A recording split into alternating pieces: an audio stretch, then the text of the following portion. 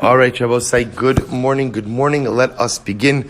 Beautiful daf ahead of us today. Short daf, beautiful daf. Begin by thanking all of our sponsors. Just had it here a moment ago. I'm sorry.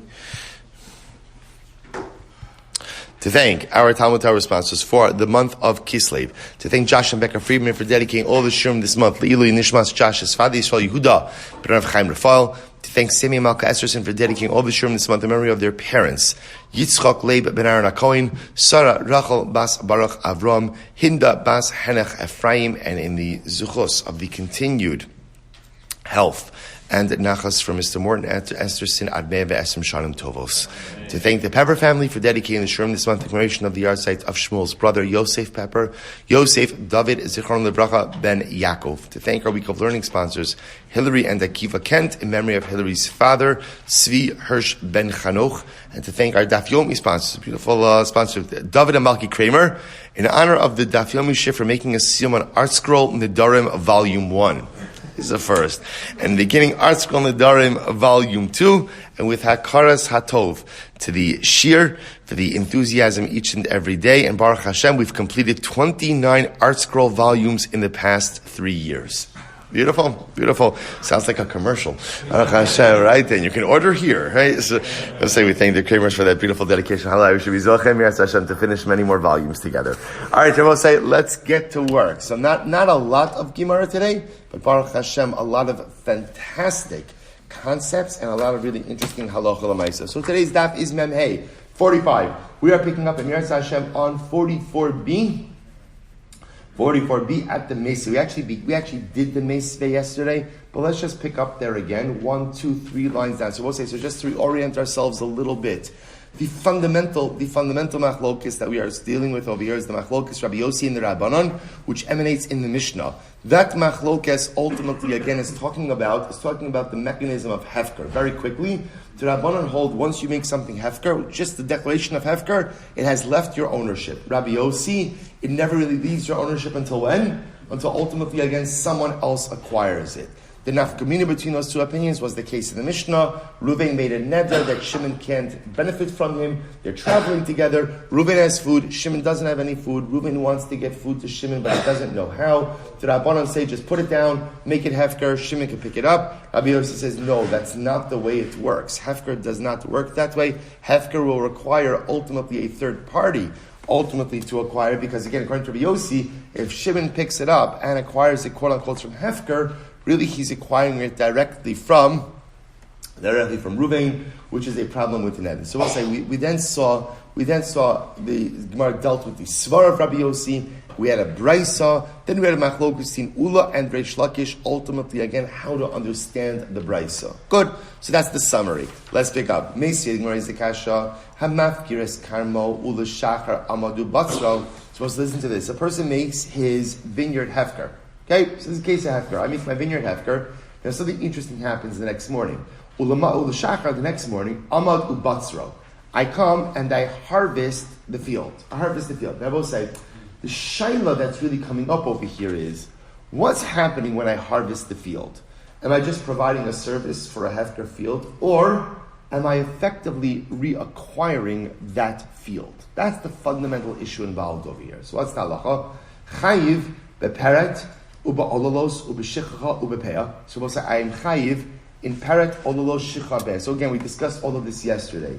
So we'll say peret and ololos represent, the different tzedakahs that you have to leave in a field. Just like again, by a field there's leket, there's shichacha. If you drop a stalk, you drop a bushel. So too again, by peret and ololos, peret is if you end up leaving grapes on the vine. Ololos are underdeveloped clusters that if you did not go ahead and pick them, you leave them on the vine. See, interestingly enough, in this case, if I made the vineyard hefker, and then I go back and I harvest it, so the vineyard is subject to the halachos of peret and ololos, shichacha and peah, but pater from meiser. Now I will say, if you take a quick look at the Ran, so the Ran, we actually did this yesterday, but just to kind of catch us up, the Ran is 2, 4, 6, 8, 10, 11 lines up from the bottom.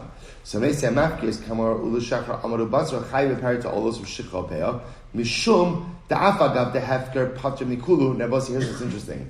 Generally, we would assume that a field that is hefker, in other words, one of the things we've seen is that a field that is hefker is what? Is potter from maisrus, right? So it's interesting that this field is going to be chayiv in peret, ololos, shechacha, and peah, kedarmina ba'alma, nishmar l'me'ute hefker, afilu hachi, mishum debekulhu hani ksiv ta'azov yisera, mechayiv b'hu kolecha shehichsik ba, hu atzmo b'hachi b'ragos. We're supposed to listen to this.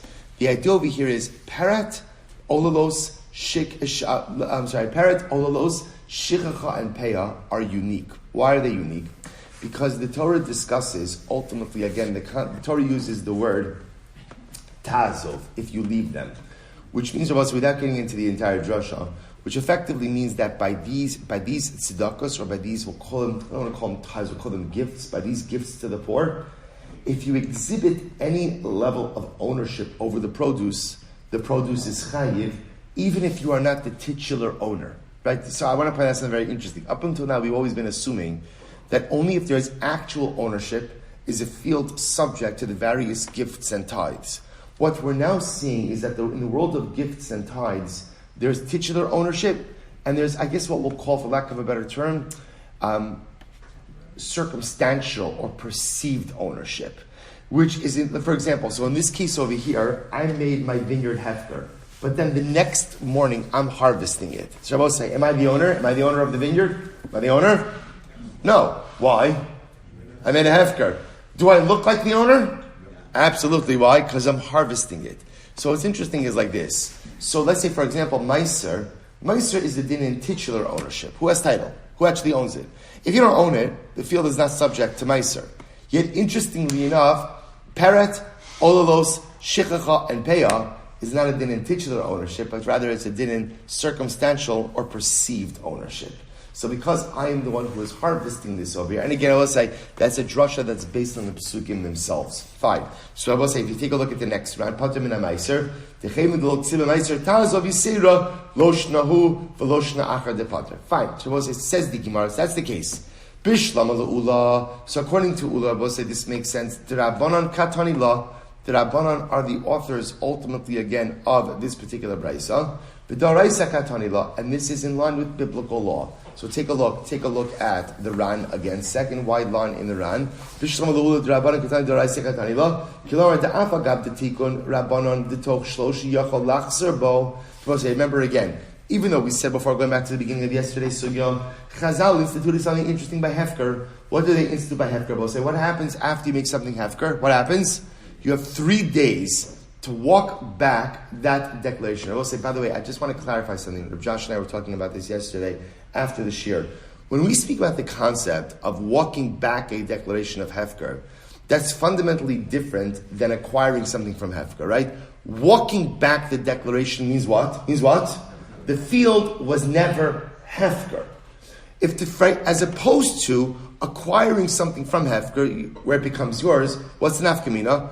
If you acquire something from hefker, the field is pater from meiser. If you walk back your declaration of hefker, it was never hefker. If it was never hefker, then of course it's subject to all the different truma, we'll call it meisrus. So listen, I watch this. So says the Gemara, this statement makes sense according to Ula. Why? Back to the Ran. Kilomar, da'afa gab the tikun rabbanan tok shloshi yachol lachzer bo. Even though Chazal said within 3 days, you have the ability to walk back your declaration of hefker. The chayvan sheken ki zachabu chay b'maisim midrabanan. So afilu hachi ki asya hach alibayu shapir depadet to come midaraisa katani. Aval midrabanan einach inam dechayv. So listen, listen to this. See, here's what's driving the Gemara. So let me get this straight. I have a vineyard. I made it hefker. So I'll say, now what happens? The next morning, I go back and I harvest it. And I will say, harvesting is a proprietary act. We said before that halacha l'maisa, you could walk back your declaration of hefker within the first 3 days, which sounds like if I perform a proprietary act within the first 3 days, by definition, I have voided my hefker declaration. So Ula says like this. Ula says, at the end of the day, that is a din d'Rabbanan. Mid'araisa, once you make something hefker, we'll say what happened? What's the halacha? It's hefker. There's no 3 days. It's Chazal who walked in and said the 3 days. Well, remember again, we saw this in yesterday's Daf. Why did Chazal put that 3 day window? Why did they put that 3 day window? because the people are trying to exploit the hefker system. Really what Chazal were saying is, by the way, if you make something hefker and you reacquire it in 3 days, that hefker declaration is void. Because that shows you were just trying to, you the owner, were just trying to exploit the loophole. So the way they phrase it is if you make something hefker, you could walk it back within 3 days. Making it almost as if like I have had a change of heart. It's not about my change of heart. It's about me trying to exploit the system. That's what's happening over here. So according to Ula, therefore, what the Gemara is saying is like this. Midaraisa, when you make something hefker, it's hefker. It's hefker. And therefore, again, if you go ahead and you reacquire it, right? Ultimately, again, when it says that I'm sorry. So therefore, again, according to Ula, ultimately, again, mid da'oraisa this will work, but mid rabbanan, ultimately, again, it will be chayiv. However, elol Reish Lakish, amai pater min amaiser. But according to Reish Lakish's interpretation, I will say from yesterday, ultimately, again, why would it be pater from maiser? It should be chayiv in maiser as well. Amar lecha, Reish Lakish will say to you, ki amri ana l'Rabbi Yossi. Right? Ultimately, again, Reish Lakish will say, my opinion is in accordance with Rabbi Yossi, ha rabbanan hi. But this ultimately, again, reflects the view of the Rabbanon. Fine. Top of Memhei. I will say, now watch this. Another possibility. Now I will say, again, the challenge with these Gemaras, even though the them are short, I will say, almost every single one of these pieces is a machlokes between Rashi and the Ran about how to read the Gemara, which makes it very complicated because it's almost as if they're reading two different Gemaras. So in this Ibais Ema, I'm going to point you in the direction of Rashi. So Rashi says, what's the Ibais Ema? Ki pligi, Rabbi Yossi alayo dirabanan, the Amri lo havi hefker. So we'll say, now let's take a step back. See, according to Rashi now, the Gemara is shifting. According to the Ran, this Ibais Ema is how to interpret the Braisa. According to Rashi, the Ibais Ema is in the fundamental machlokes Rabbi Yossi and the Rabbana. So I'm more excited to read it according to Rashi, because I will say what this does is it closes out the sugya beautifully. Remember again, how did we get into this whole situation, right? I've been asking myself that question for 2 days, right? How did we get ourselves into this? So I'll say, remember again, like I said before, this whole thing began with a machlokes Rabbi Yossi and the Rabbanon. What's the machlokes Rabbi Yossi and the Rabbanon? What's the machlokes? Ruvain made a neder. Ruvain said, neder, Shimon, you can't benefit from me. Ruvain and Shimon are now traveling together on the road. Ruvain has food, Shimon doesn't have food. Ruvain wants to somehow get food to Shimon, but he can't. Because again, if he gives food to Shimon, then Shimon is benefiting from Ruvain. So the Rabbanon is saying, no problem, Ruvain, put the food down on the ground, say, this is hefker. Walk away. You don't even have to walk away. Right? Just say it's hefker. Shimon could come along and take it. Rabbi Yossi says, no. That's not, that doesn't work. That doesn't work. So we'll say, now watch this. The Gemara says, maybe their machlokes is in Mitzias. Watch this. Ibai Sema, had the afgrei ba'an pei tren, v'had the afgrei ba'apei tlasa. Ooh.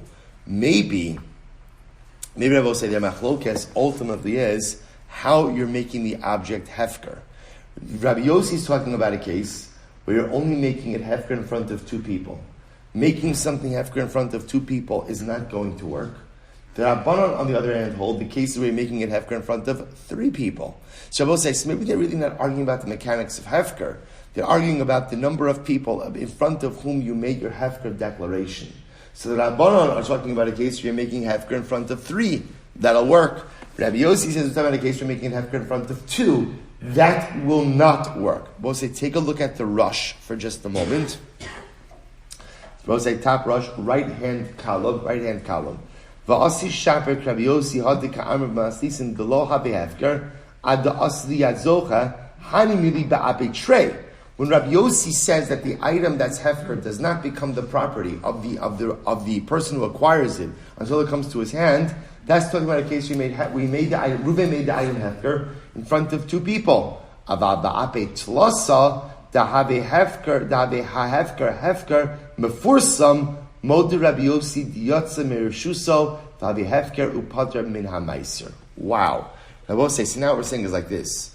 Maybe the machlokes is not really a machlokes in the mechanics. I mean, it is machlokes in the mechanics of hefker, but it's a machlokes in mitzias.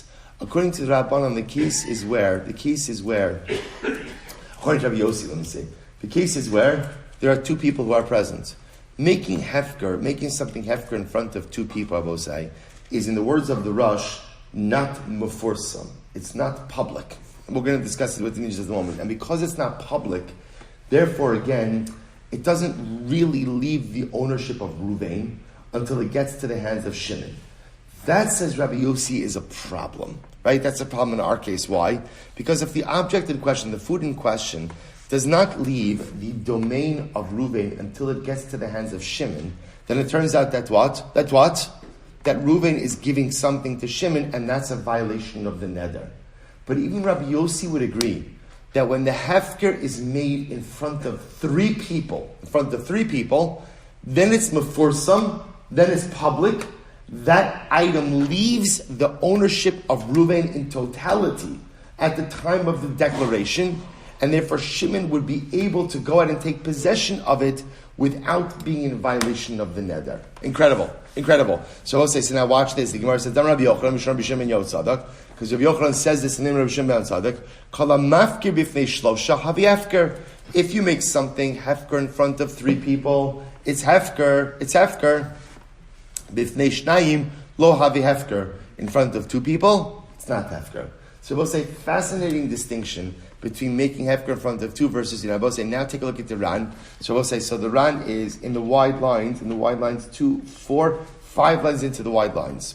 Dam Rabbi Yochanan kol hamafkir b'fnei shlosha havi hefker mishum da'adaita tu kol alma afkare. When you make something hefker in front of two people, ultimately, again, that's a public statement. And therefore, again, you're making it al das tu kol alma, almost like it's a public statement. B'fnei shnayim lo havi hefker. We'll say, listen to this. The chivon deleka kala adaita dido b'lachud afkarei v'dami lematana. So we'll say, this is absolutely fascinating. What the Ran posits is like this: when you make something hefker in front of two people, there's not really a publicity to it. Not a publicity to it.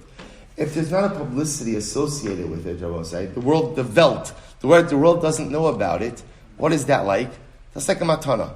It's like you're giving a gift. In front of three people, there is a publicity to it. Where there's a publicity to it, that's hefker. I will say, so now everyone knows, so to speak, right? Three people have a call. Everyone knows that I've made this hefker. That's hefker, because now the public, so to speak, knows the item is ownerless and anyone could take it. You say it in front of two people, that really lacks the element of publicity. Because it lacks the element of publicity, it's not really hefker. What do I call that? A matana. Now, I will say, so now this is Rabbi Yossi's model. Therefore, in Rabbi Yossi's world, now again, remember, when you make a matana, you give a gift to someone. So we'll say, I'm giving a gift to Ruvain. When does that gift become Ruvain's? When does it become Ruvain's? When he acquires it, right? In other words, if I take a gift and I put the gift down on the table, I say, Ruvain, that's for you. Ruvain doesn't own it yet. Who owns it? So Rabbi Yossi will say, hefker in front of two people is like a matana.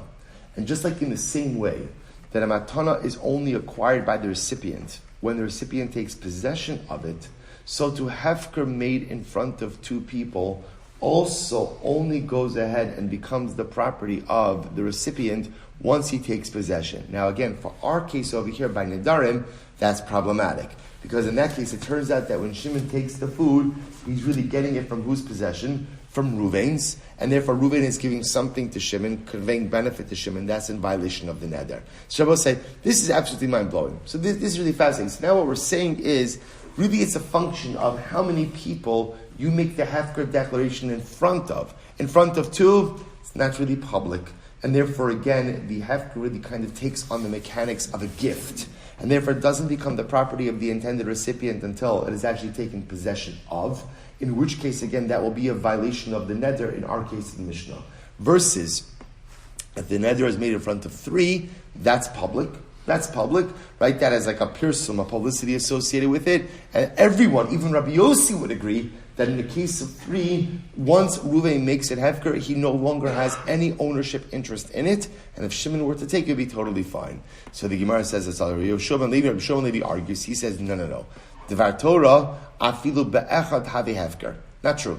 So once Rabbi Shimon Levi comes along and says, guys, absolutely not true. You could even make something hefker in front of one person, and that works. You don't need two, you don't need three. A hefker declaration in front of one person works. So we'll say, so why does the number three come up at all in the context of hefker. In other words, if you can make something hefker in front of one person, why does three come up? So this is actually absolutely incredible. Kidei she'eh echad zocha u'shnayim me'idin. I will say, here's what's interesting. Why does three come up? Three comes up, and I will say, because three is a good number. Why is three a good number? Because also listen to this. If you have three people who are there, then one could acquire the item, and two can testify about the fact that the one acquired it.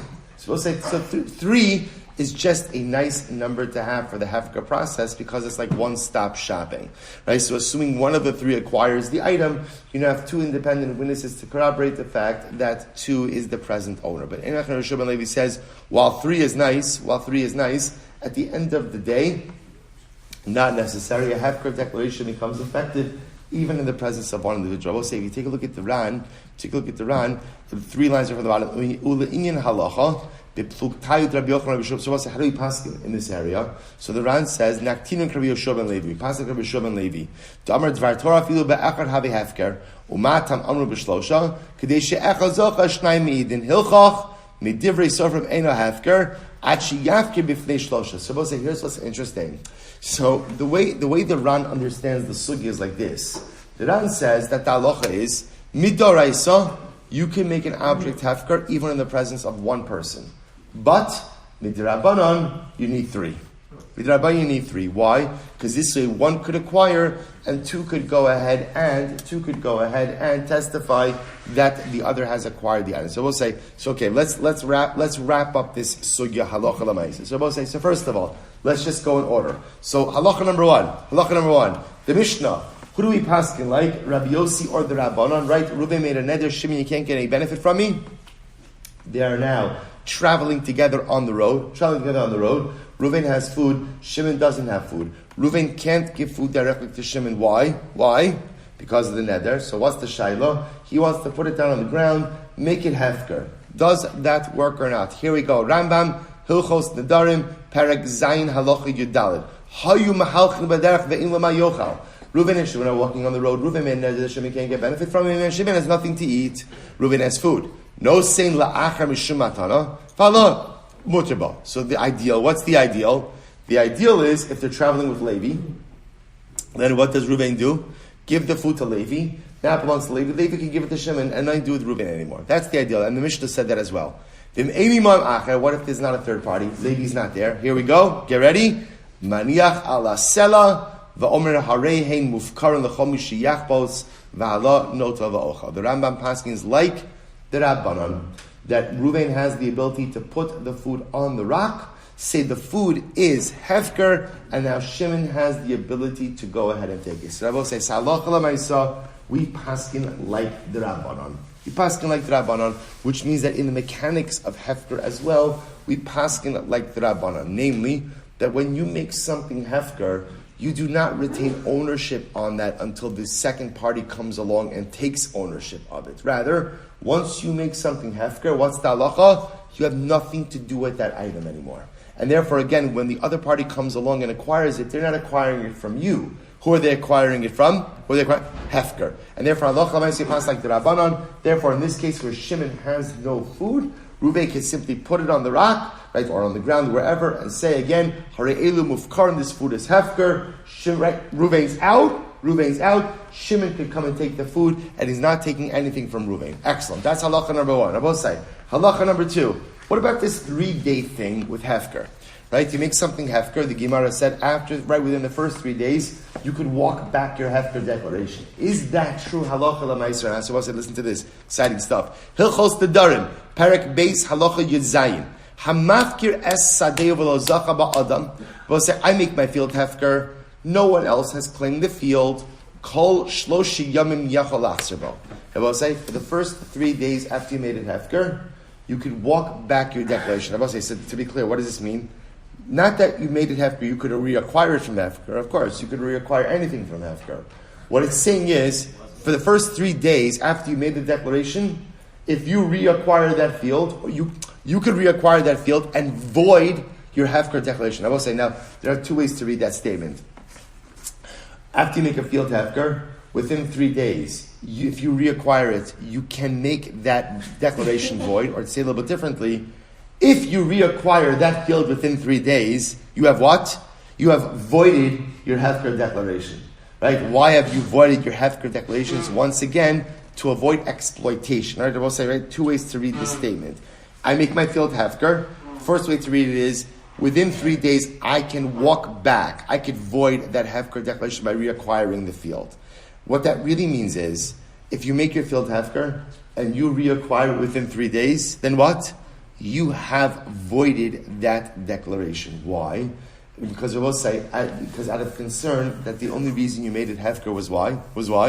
To go ahead and avoid, it's the tax shelter, to go ahead and avoid giving meiser. If you make it hefker, reacquire within 3 days, that shows that you never really had intention to really make it hefker, therefore it's void. It's 2 different ways to read the statement.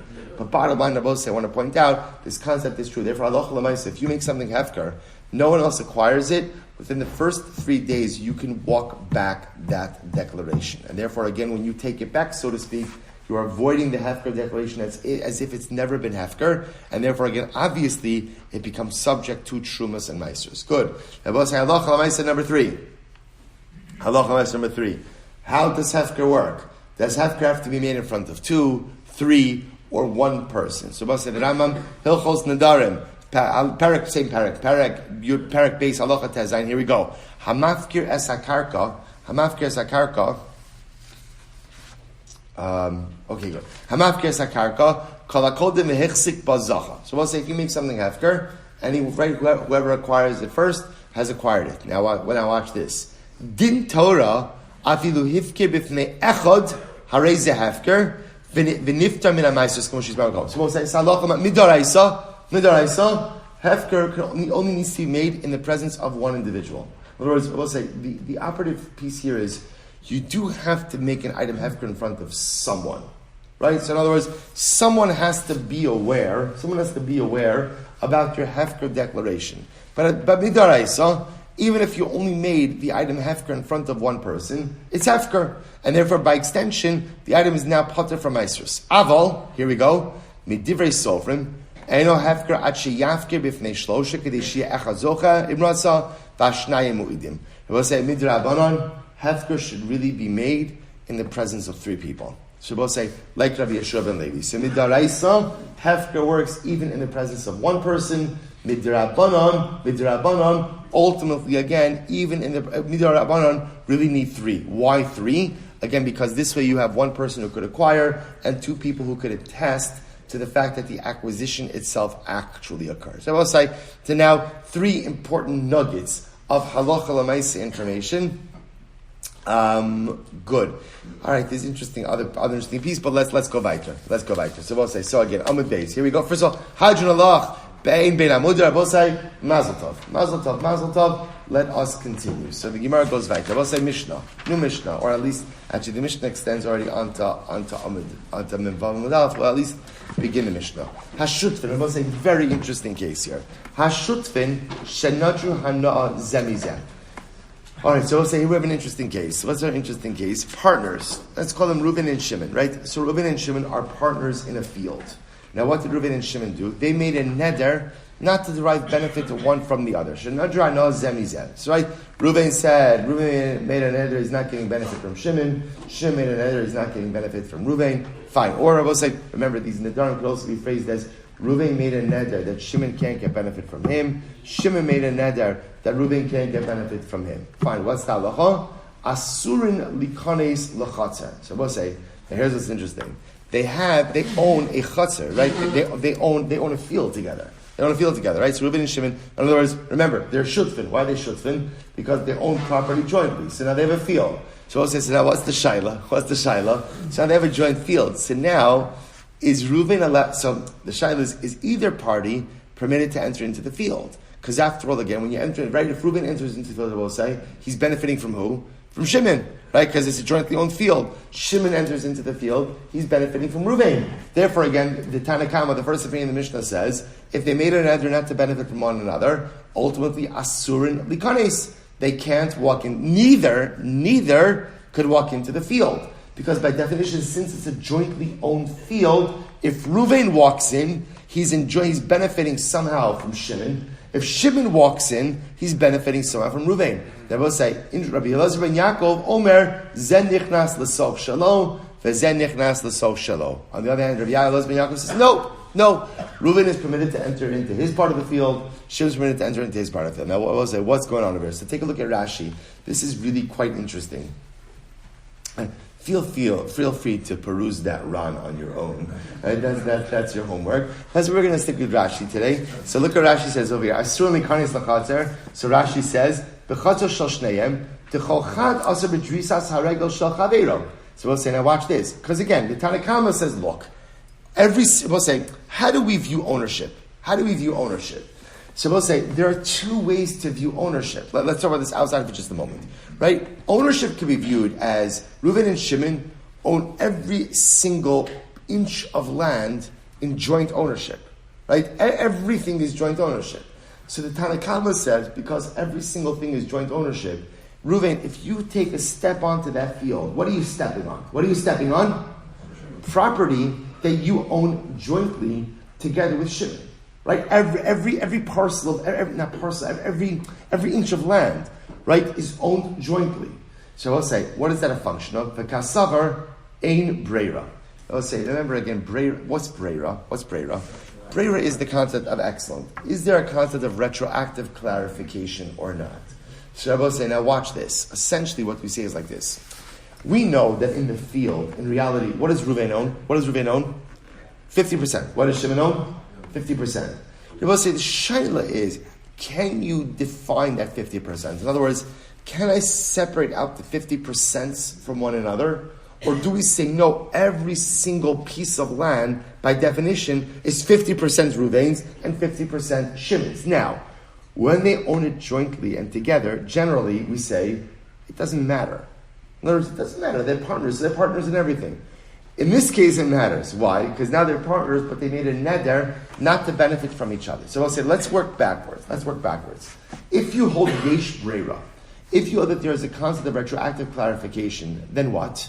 Then, which is what Yosef Ben Yaakov says, then both Reuven and Shimon could walk on the field. Why? Because I will say, when Reuven takes a step on the field, what do we say? It's been retroactively clarified that the part of the field that Reuven is standing on belongs to who? Belongs to Reuven. That's what Breira does. Breira is able to create a sense of retroactive clarification. Reuven only owns 50%. Which 50% does he own? The part that he's standing on right now. That's part of his 50%. And by the way, when he takes another step, what does Breira say? That's also part of the 50% that he owns. That's Breira. So Yosef Ben Yaakov says, no. Reuven and Shimon could both go ahead and traverse the field. That's not a problem. Why? Because Yesh Breira, and Breira will say wherever they are standing, that's the part that they own. The Tanakhama holds in Breira. So we'll say, if you hold in Breira, then what? What does that tell you? There is the defined 50% amount that Reuven owns, and a defined 50% part that Shimon owns. But because at the end of the day, they've never dissolved their partnership, that means what? Every single part of that 50% of Reuven is intertwined with the 50% of Shimon. There's no, right now, before they force a dissolution, there's no way to extricate those partnership interests from one another. Therefore, if Reuven were to step on the field, by definition, he's stepping on a part of the field that he owns in joint partnership with Shimon. Therefore, if he steps on there, ultimately what? He's benefiting from Shimon. So we'll say, now let's see it inside. Rashi says, Rashi says, because we'll say every single step that Reuven takes, he's stepping on a part of the field that he owns together with Shimon. The Tanakhama holds ein breira. There is no retroactive clarification. The Amar hay lechelek chavera ayil b'hay lechelek chavera. So we'll say if you hold breira, then you could disentangle the partnership interests, right? It's retroactively clarified that this piece of land that Reuven is standing on is part of his 50%, and when Shimon comes on the field, the part of the field that he's standing on is retroactively clarified that that's his 50%, and Shalom al Yisrael. Now, Yosef Yaakov Omer nichnas tekasavar yesh breira. So we'll say, so incredible. Ultimately, again, that will be the fundamental machlokes. So we'll say, let's just read another line, top of Memvav. However, we'll say, everyone agrees, Ushnehem asrum lahamid rechayim v'tanor. We'll say, here's what's interesting. although there is a machlokes about whether or not Reuven can walk on the field or Shimon can walk on the field, everyone agrees, the Tanakama and Rabbi Yosef Ben Yaakov, that neither party has the ability to use the field in a more concrete, long-term fashion. So, for example, neither of them could use a mill on the field. Neither of them could put an oven on the field. Neither of them could raise chickens on the field. As Rabbi say, the ideal over is if you look at the Ran on the left-hand side, Ushnein Asrum Lahamin Rechayim Metanar Lagadl Tanagolim, the Afagav Darminum Perak Chaskas Sabatim, the Shutvina Amoda Kadei Lo Kapti, Miko Makom Ikapti Chol Naakev Zealzeh. Now, what we're going to see, in general field ownership, partners are not makbid on each other. So, in other words, Reuven and Shimon are partners. Reuven wants to put an oven already. He wants to put his pizza oven on the field. Shimon's not makbid. But I will say, if Shimon wanted to be makbid and said, hey, you can't put that oven there, I will say Shimon could block that. Because Shimon could block it, therefore, in this case of where they're mudr hana from one another, you can't. Essentially, what the Mishnah is saying is neither partner could do something that the other partner could technically block under normal circumstances. So halacha l'maisa, whereas there is a machlokes regarding the ability to walk on the field, everyone agrees that any more intense usage is going to be usher under this particular circumstance. Rabbi say, shkoyach. We'll stop over here for today. What a week of beautiful accomplishment. Mazel tov on finishing the parak. Mazel tov on beginning the new parak. Rabbi say, shkoyach.